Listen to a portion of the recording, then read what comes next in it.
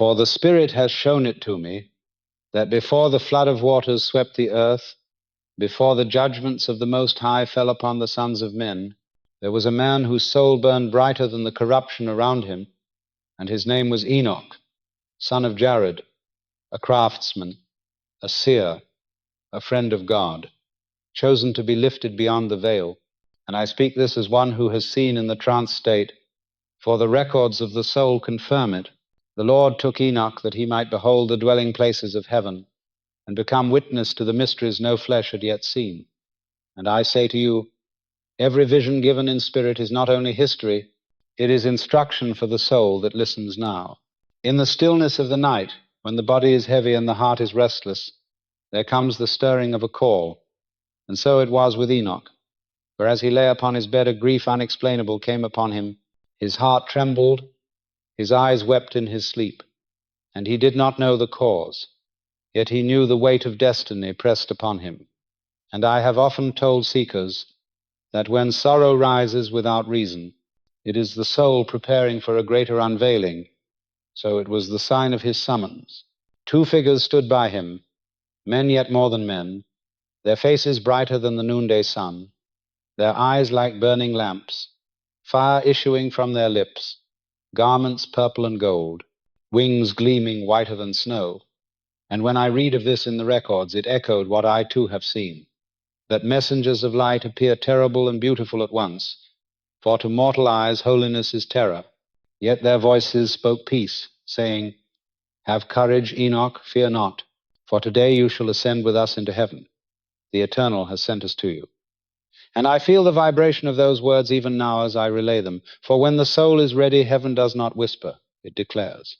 Enoch rose, trembling yet obedient, his face pale with awe, and he called his sons Methuselah, Regem, and Gad. He told them of what he had heard, charging them to walk in fear of God, to turn not toward vain idols, nor trust in works of hands.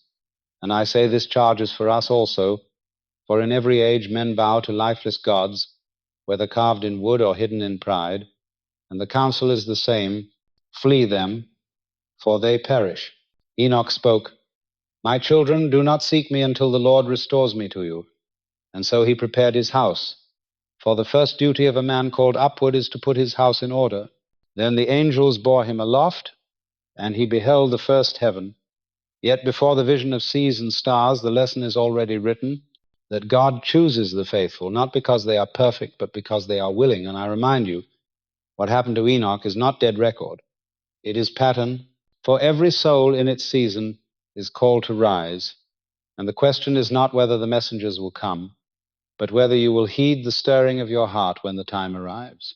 I speak to you as one who has seen the records of the soul and traced the patterns that repeat in every age. For the story of Enoch is not the tale of a distant patriarch only, but the mirror of what each soul is called to face. And the first test of one who is chosen is not in the heavens, but in the home. For before the throne of God he must stand before the faces of his children, and this is where the light must be spoken. And so when the messengers of fire had spoken to him and called him forth, Enoch rose with trembling, yet with certainty. And he gathered his sons, Methuselah, Regem, and Gad, into his presence, his eyes still bright with the terror and wonder of the vision. And he said to them words that echo through the corridors of time, "My sons, listen to me, for I do not know what will befall me, nor whether I will return to walk among you as before. Yet I know this, the Eternal has summoned me, and I must go. But before I go, hear this counsel. Do not turn from the Lord. Do not bow to the works of men's hands. Do not worship what is not living. For every idol made by men's cleverness is nothing but dust and will pass away, and those who trust them will share in their end." He did not speak as one who repeated tradition. He spoke as one who had just felt the light of heaven burn his face. And I say to you, there is a difference between inherited religion and living testimony. One binds men in forms, the other frees men in truth. And Enoch carried the latter. He looked upon Methuselah, who would live to see the judgment waters, and he placed upon him the burden of remembrance, saying, "Carry forward the name of the Lord, instruct your children after you, and let not the generations forget. For the world will tempt you with things that glitter, but their end is emptiness. And I tell you, This warning is written in every soul record, that the lure of idols is not confined to graven images of stone or wood, but lives also in pride, in power, in gold, in the illusion of control, and in the worship of self. For whenever a man trusts the strength of his arm more than the strength of God, he has bowed before an idol already. Enoch turned then to regimen God, speaking with fatherly urgency. Do not let your hearts be deceived by those who deny the Creator, for many will come boasting in knowledge, yet knowledge without reverence is rebellion, and rebellion bears the fruit of ruin. Here is a truth that my readings have shown again and again, that those who exalt themselves above divine order end in confusion and decay, while those who bow in humility are lifted beyond measure. And this is why the first counsel of Enoch was not of stars or angels, but of fidelity. For he knew the unseen world waits, but if the heart is crooked at home, no vision can save a man. He blessed them then, laying hands upon their heads, and prayed that the Lord would make their hearts steady in his fear. And I pause to say, fear in this sense is not terror, but reverence, the holy awe that steadies a soul, the recognition that God alone holds the breath of man, and in that recognition every false trust falls away, and this is the beginning of wisdom. When he had spoken, he reminded them, do not seek me until the Lord returns me to you. And in those words is a mystery, for they knew their father would vanish, yet faith would keep them, and the house of Enoch would endure. I have said often to those who ask me of visions and angels that the first duty of one who receives light is to bless the home, to speak the truth to sons and daughters, to leave behind a word that holds when the voice is gone, for the truest measure of a prophet is not what he saw in heaven, but what he planted on earth. And so Enoch, before rising to behold the heavens, stooped to give counsel to his children. This is the law of balance, that illumination in the spirit must issue in responsibility in the flesh, else it is vanity. What then is idolatry? It is any trust set higher than God.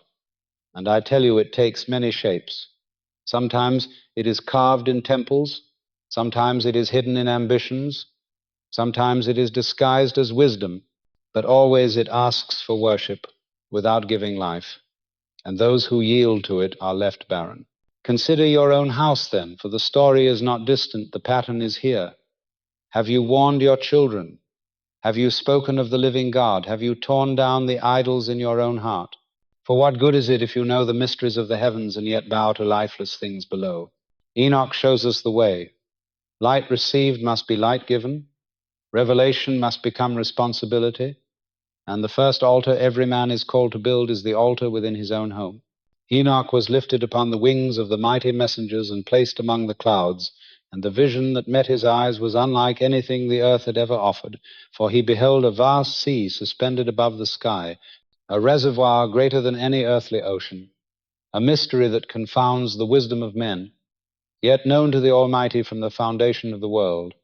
And there were chambers, great treasure houses, filled with snow, and guarded by angels who opened and closed them according to the command of God, so that in season the earth would be watered, and in season the mountains would be covered, and none of it happened by chance. For even the flakes that fall and the dew that rests upon the grass are governed by order in the heavens. Enoch was shown the keepers of the dew, and the dew was as oil of the olive, shimmering with a fragrance that surpassed earth. And the guardians stood watch, opening the chambers when the time was ripe, sealing them when the command was given, and thus the rhythm of heaven ordered the fertility of the earth. He saw also the elders and rulers of the starry orders, 200 angels who presided over the courses of the stars, and their ministry extended not only to the heavens but to the seas below. For they guided the paths of those who sailed, unseen yet present, keeping watch lest men lose their way on the vast waters. And I say to you, this vision is more than spectacle, it is instruction. For it shows that what men call accident is but ignorance of order, and what appears random in the earth is administered in the heights, and this is why the wise seek to align themselves with divine rhythm rather than fight against it. Consider how often men curse the storm, yet the storm is released by heavenly decree, or how often they despair of drought, Yet even the withholding of rain is not without meaning, for the chambers are shut only at command, and when they open, the earth sings again, and thus both famine and plenty are messengers, calling men back to reverence. The 200 elders who guided the stars reveal that navigation itself is sacramental, for the heavens serve the earth, and the earth depends upon the heavens, and mariners who lift their eyes to the constellations are unwittingly obeying a covenant older than nations. For the stars were set as signs and seasons, and the angels stand as their governors. Enoch beheld the vastness of this first heaven and understood that even the smallest provision, the dew upon a leaf or the snow upon a mountain, is testimony that God sustains all things by order, not by whim. And I tell you, this is the first lesson every seeker must grasp, that peace is not found in striving against the currents, but in aligning with the appointed times. For when the soul fights the season, it withers, but when it surrenders to the rhythm, it flourishes. The vision of the sea above the sky speaks to the abundance stored in realms unseen. For what is withheld is not lost, it is kept, and what is given is not spent, it is replenished. And so it is with spiritual things. For prayers are gathered, stored, and answered in their appointed moment, and blessings delayed are blessings preserved, awaiting the hour when the chamber is opened. The angels who guard these houses are not idle, they are ministers of precision, teaching us that providence is measured. And I say to you, to live wisely is to learn the measure, to eat in season, to sow in season, to pray in season, and to wait in season. For just as the stars keep their courses and never stray, so should the soul keep its path without wandering after vanity. Enoch's eyes were opened to see that the order of heaven is not distant but intimate, touching the dew on the grass, the drop of rain on the window, the snow that covers the ground, and every act of provision is the fruit of unseen command, and therefore gratitude should rise daily, not only when the harvest is great, but when the dew is light, for both are testimonies of care. This first heaven is the school of trust, teaching that what seems small is governed by what is great, and what seems chaotic is in fact precise. And the seeker who understands this will cease from anxiety and will learn to walk in step with God's time, for the peace of the soul follows the rhythm of the heavens as surely as the tide follows the pull of the moon. And so I counsel you, take the vision of Enoch to heart, let go of the restless belief that life is chance, and embrace the truth that order prevails. For in the first heaven the soul sees clearly that providence is not scattered but stored, not chaotic but measured. And when you align your times and appetites with God's seasons, peace will indeed follow, as naturally as morning follows night. And it came to pass, as I was borne upward by the messengers of light, that they brought me beyond the chambers of snow and the storehouses of dew, and they set me in the place of dreadful shadow. And behold, I saw the second heaven, and the darkness there was deeper than the night of earth, thicker than the void of a cavern, heavier than the veil upon the eyes of men who sleep without vision. And I trembled, for nothing of the former brightness was in that place, but sorrow and wailing were its garment. And in the midst of that darkness I beheld multitudes bound, spirits of mighty ones, angels who once stood in the service of the Most High, yet had turned aside from his command, and they were fastened in chains that no hand of man could break, and their countenance was blacker than the smoke of a furnace, and their tears flowed as rivers unceasing, and their voices cried in lamentation that shook the depth of that realm. And I said within my heart, who are these that suffer thus, who weep without ceasing, and whose glory has departed? And the two who bore me answered, saying, these are the apostates, those who would not keep the command of God, but walked after the counsel of their own will, and they were deceived by their prince, who is held fast in the fifth heaven, and their portion is to await the great judgment, and they shall not be loosed until the appointed day. And I, hearing these words, felt great pity for them, and my spirit was moved to compassion, for their sorrow was exceeding bitter, and they lifted up their eyes toward me, and they cried, man of God, intercede for us, pray for us, that the Lord may remember mercy. But I answered them with trembling, who am I, a mortal clothed in flesh, that I should pray for angels? For I know not what shall befall me, nor where my path shall end. nor who shall pray for me when my hour comes. And my voice faltered, and yet I beheld their misery, and I understood the weight of disobedience, that to turn from the eternal is to embrace chains, and to reject the light is to be swallowed by darkness. And this I tell you as one who has read the records and seen the truth echoed through time, that rebellion bears its own fruit, and no soul escapes the harvest of its sowing, and even the might of angels cannot stand when cut off from the source.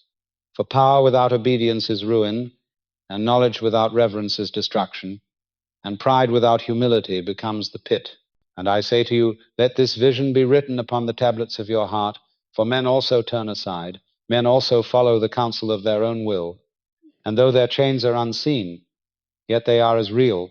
For the soul that binds itself to hatred, to greed, to deceit, to lust, is chained already, though it walks in the daylight of the earth, and its lament is the same as those who weep in the second heaven. And I bore witness that there is no small turning, for every thought is seed, and every seed grows, and the fruit of disobedience is not hidden, but waits in store until the day it is revealed. And the record of the soul cannot be erased by denial, for the law is sure. As a man sows, so shall he also reap. And the messengers who guided me said again, Enoch, behold and remember, for this vision is not for you alone, but for all generations, that they may fear the Lord and walk in his ways, and understand that the path of rebellion is sorrow, but the path of obedience is life. And I bowed my head, and I trembled, and I prayed in silence, Lord, keep my soul from this place, keep my heart in thy fear. Let not my will rise against thine, lest I too be swallowed by darkness. And though my lips did not move, the prayer was recorded, for no cry of the soul is lost before the face of the Eternal. And I tell you, children of earth, take heed, for the vision of the second heaven is given, that you may choose rightly, that you may discern the vanity of your own counsel, and that you may cast down the idols of self and pride before the Lord, for he is merciful, but he is also just, and his mercy is found only in submission to his law. Therefore let every heart examine itself, let every thought be weighed, for what befell the mighty angels can befall the sons of men, and what chains bind them unseen may also bind you, if you harden your heart. And thus I testify, having seen with mine own eyes, that the wages of disobedience is sorrow, but the reward of faithfulness is light, and the choice lies ever before you. Then I was lifted higher, and the messengers set me in the third heaven, and before my eyes opened wonders beyond telling, for there was a garden surpassing all beauty, a paradise prepared by the hand of the Eternal, filled with trees bearing fruits unknown to the earth, and their fragrance was as the breath of life itself, sweet beyond measure. And in the midst of this place stood the tree of life, more glorious than gold, more radiant than fire, its branches adorned with fruits of every kind, its roots stretching into the very end of the earth, its crown reaching toward incorruptibility, and around it flowed 4 rivers, streams that poured forth honey and milk, oil and wine, coursing quietly through the blessed land, circling in rhythm like the seasons ordained from the beginning. I beheld angels 300 in number, bright and resplendent, who kept watch over this place, their voices raised in ceaseless song, their melodies filling the air with sweetness beyond comprehension. And they ministered before the Lord in joy, for this garden was his resting place when he ascended into paradise. And the messengers who guided me said, this inheritance is reserved for the righteous, for those who endure reproach without yielding to sin, for those who avert their eyes from iniquity, who judge rightly, who give bread to the hungry, clothe the naked, lift up the fallen, defend the orphan, and walk without fault before the Lord, serving him alone. And for such as these, the tree of life shall be their portion forever. And as I marveled at the sweetness of that place, I was led to another side, and lo, there opened a region terrible beyond speech, for there was no light there, only gloom and unending flame, a river of fire coursing through desolate ground, and mingled with the flame was frost and ice, so that shivering and burning tormented alike those who dwelt therein. and there were bonds, cruel and merciless, and angels with weapons of wrath stood guard, their faces stern, their eyes unyielding, and every cry was met with silence.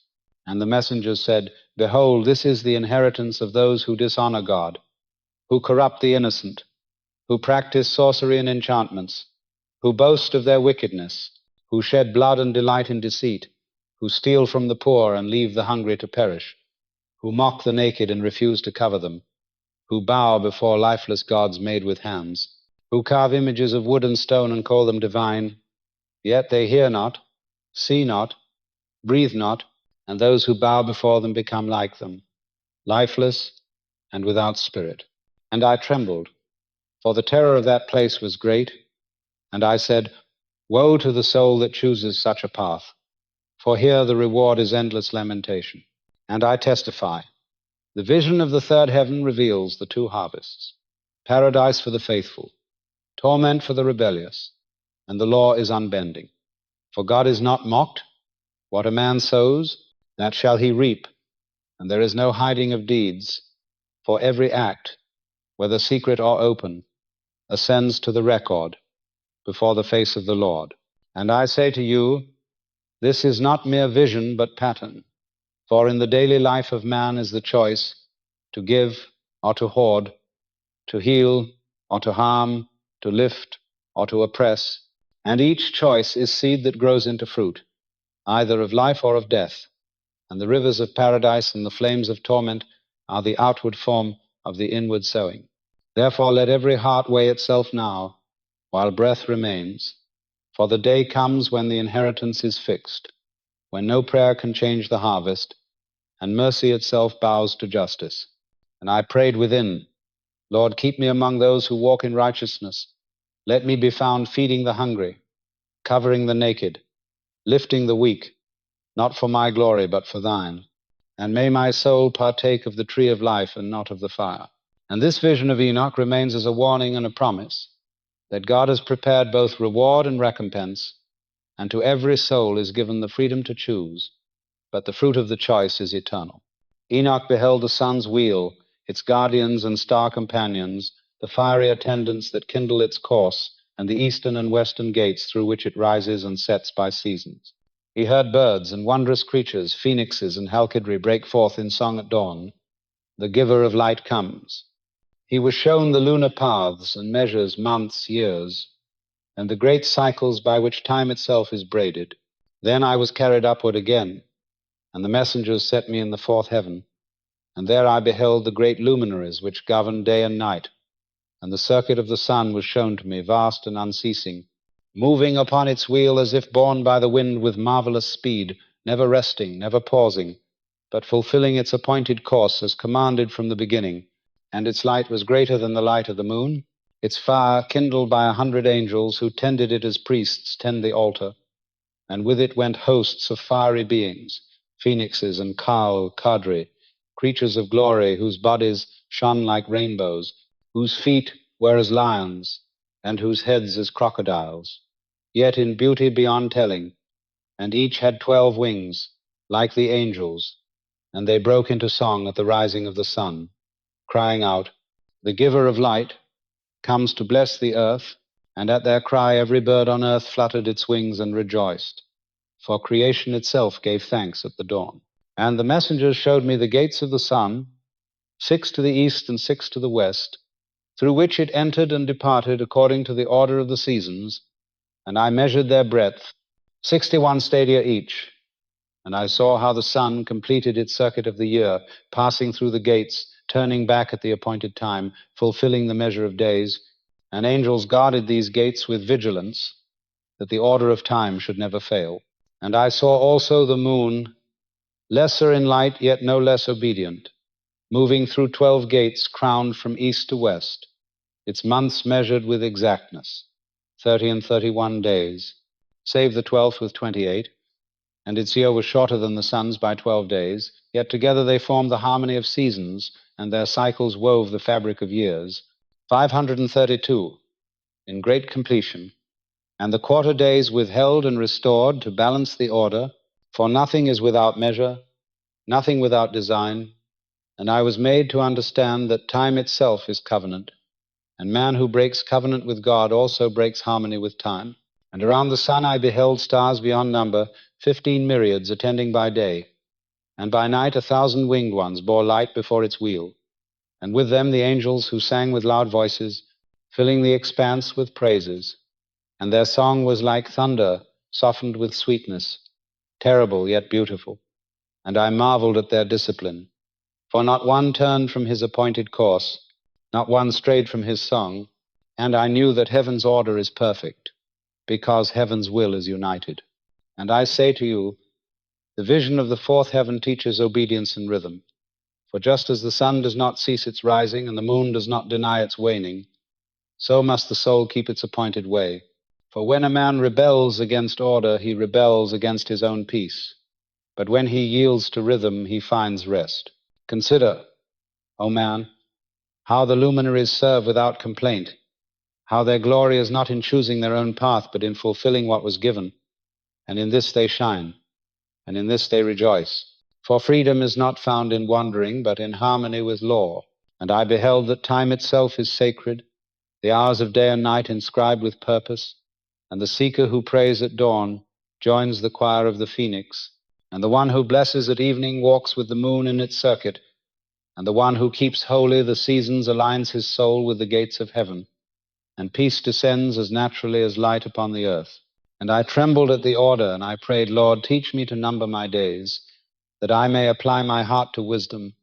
Let me not waste the hours, for each is a gate, each is a gift, and time misused is covenant broken. And so I testify, the vision of Enoch in the fourth heaven is no fable. It is a revelation of the rhythm of God, and the soul that heeds it shall walk in harmony, but the soul that despises it shall stumble in confusion.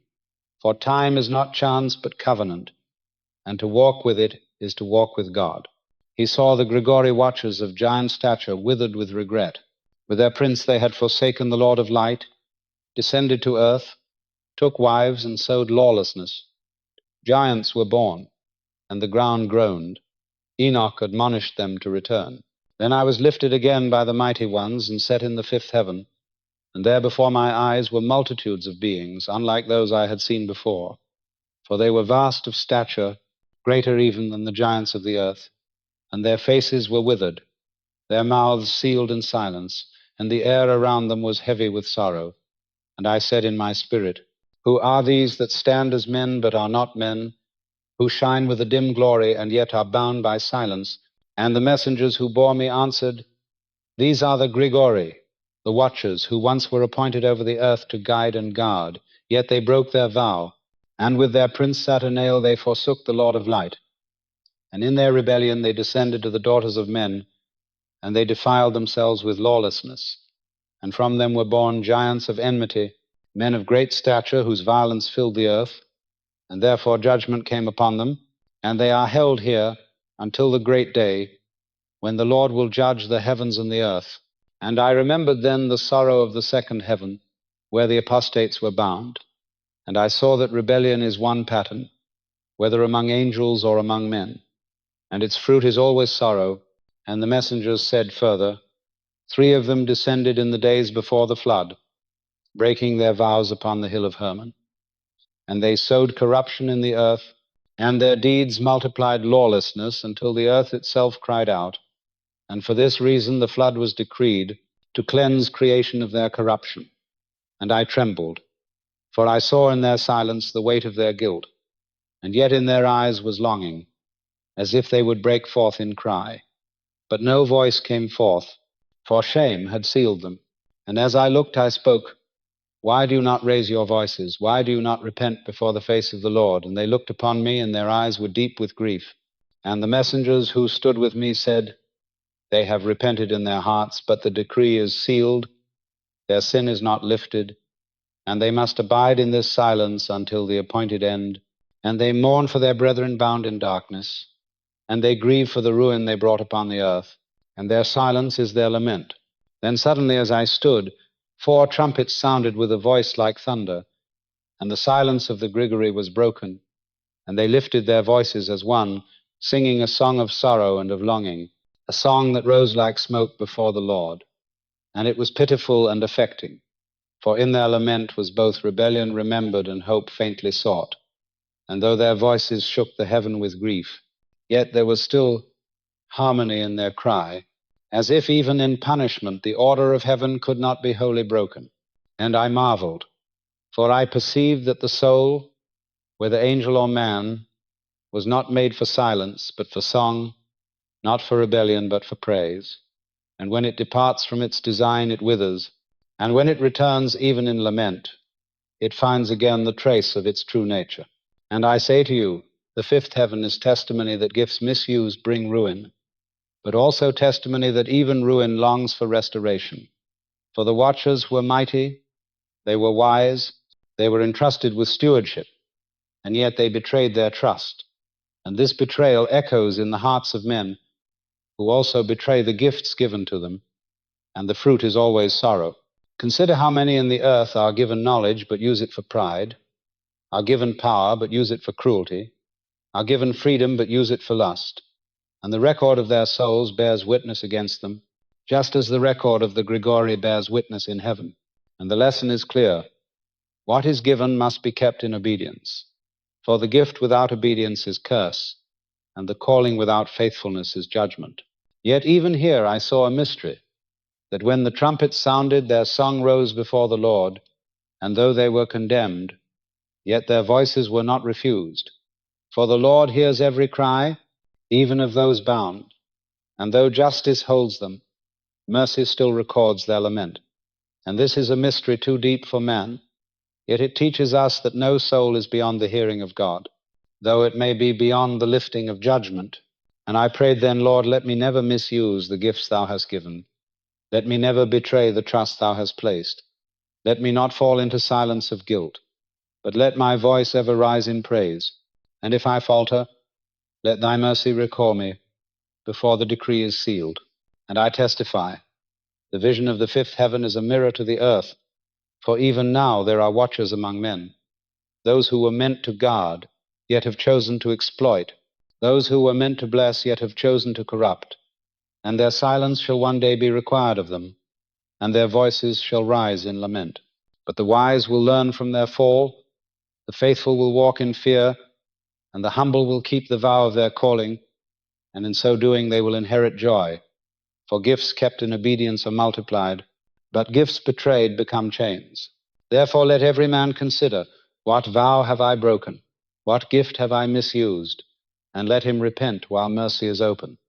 For the record is written, and the decree awaits, and the song of the Grigori in the fifth heaven still cries as warning that rebellion leads to silence, and only praise can restore the soul to its true voice.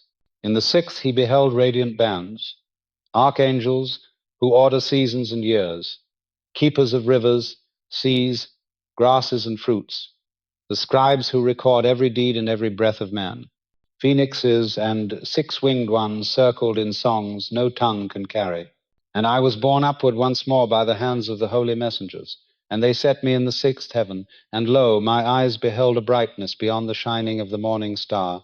For there were 7 bands of angels, and their countenances were like the sun at full strength, and their garments glistened with the fire of heaven, and there was no difference among them in face, in manner, or in dignity. For unity was their raiment, and harmony was their crown, and their service was continual before the face of the Lord. And I saw that their work was weighty, for they ordered the goings of the stars, they measured the courses of the moon, they reckoned the revolutions of the sun, and they kept the laws of seasons and years, and nothing in the heavens or upon the earth escaped their observation. For they were the governors of time and order, and by their command the rivers ran, the seas kept their bounds, the fruits ripened in their seasons, and the grasses clothed the fields, and to every living thing their work brought sustenance. And I beheld scribes among them, angels who wrote the records of men, and they did not weary in their labor, for they inscribed all the deeds of souls, the thoughts of hearts, the words upon lips, the secret things, and the open. And their books were laid before the Lord continually, and I trembled, for I understood that no act of man is lost, and no intention is hidden, but all is recorded with precision in the balance of eternity. And there were also 6 phoenixes, 6 cherubim, and 6 six-winged ones, continually lifting their voices, and their song was so wondrous that no tongue of man can declare it, for it was at once thunder and honey, terror and sweetness, and in their praise was no shadow, no wavering, but a purity that pierced the soul. And I longed to join them, yet my lips faltered, for mortal flesh cannot endure the song of incorruption. And the messengers said unto me, Behold, Enoch, these are the archangels, higher in rank than angels, appointed over the measure of life itself, and their command stretches across the heavens and the earth. For they govern the order of years, the flow of waters, the growth of fruits, the nourishment of all flesh, and the destiny of every soul. For nothing lives without their watch, and nothing perishes without their record, and their rejoicing is in the harmony of God's law, and their sorrow is in the disobedience of man. And I bowed my face to the ground, and I said, Woe is me, for I am a man of unclean lips. How can I stand in the midst of such purity? And the messengers said, Fear not, for you have been brought hither not by your merit, but by the will of the Eternal, that you might see and testify and make known to the generations after you that order is the garment of heaven, and obedience the path of peace. And I beheld that the angels who recorded did not write with haste nor erase with carelessness, but each stroke was eternal, and I knew the weight of every idle word, the cost of every secret thought. And I prayed within myself, Lord, set a guard upon my lips, cleanse the meditations of my heart, let me not be found wanting when the books are opened. And it was revealed to me that men stumble because they think their deeds are forgotten, but the record is exact, and though judgment is delayed, it is not denied, and mercy is given to call men to repentance, but the record stands until the soul turns, and when it turns, mercy writes a new line, and when it hardens, justice seals what is already written. And I say to you, the 6th heaven is the school of accountability. It teaches that life is not chance, nor is destiny blind, but all things are weighed. And the soul that understands this will walk with caution, with reverence, with hope, and with humility. For the Lord is not mocked, but neither does he forget the cry of the righteous, nor the kindness of the merciful. For the scribes record both alike, and every cup of water given, every word of blessing spoken, every act of forgiveness offered, is written in the same books as every deed of rebellion, and the harvest of eternity shall reveal both. And so I testify, having seen these 7 bands of angels, that order is unshakable, praise unceasing, and record undeniable, and let every man therefore walk as one who is seen, speak as one whose words are inscribed, and live as one whose life shall be weighed before the face of the Lord.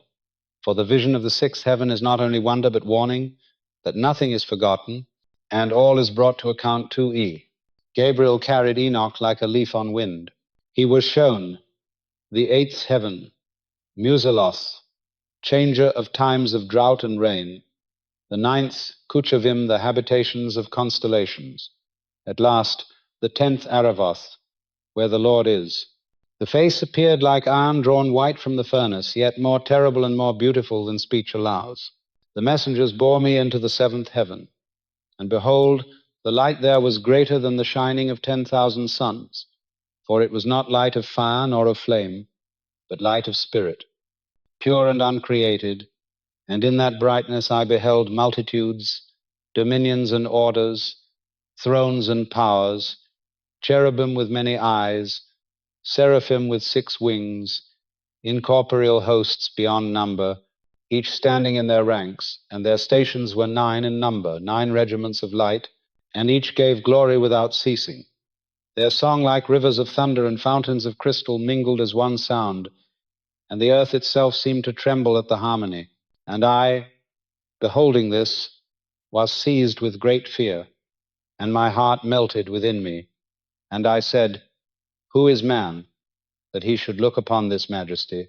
Who is flesh, that he should behold the dwelling of the Eternal? For the very sight is unbearable. Yet I was upheld by the messengers, and they said, Be strong, Enoch, and fear not, for you have been chosen to see, not by your strength, but by the will of the Lord. and you shall testify of his greatness to the generations of men.